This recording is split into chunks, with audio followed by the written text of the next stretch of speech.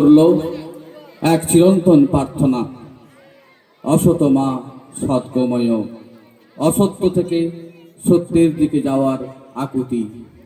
এই প্রার্থনা কেবল মন্ত্র নয়, এ এক যাত্রার ডাক, অজ্ঞতার তমসা ভেদ করে আলোর দিকে এগিয়ে যাওয়ার সাহস, যেখানে মানুষ নিজের ভেতরের অন্ধকারকে চিনে নেয় আর আলোকে গ্রহণ করে দায়িত্ব নিয়ে।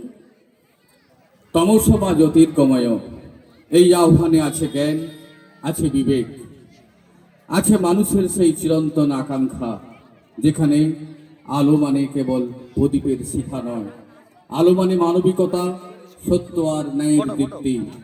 আর যখন জীবনের ক্ষণস্থায়িতা আমাদের থামিয়ে দেয়, মৃত্যুর ভয় গ্রাস করে, তখন উচ্চারিত হয় আর এক গভীর আরতি, মৃত্যুমা অমৃতম গময়।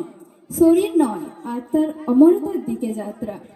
এই মন্ত্র তাই সময়ের ঊর্ধ্বে, যুগে যুগে মানুষের পথ দেখিয়েছে।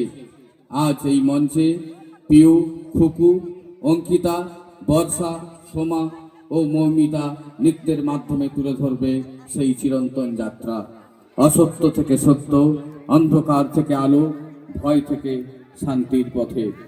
এই নৃত্য কেবল ছন্দ নয়, এ এক প্রার্থনার রূপ, একটি সভ্যতার আত্মকথা।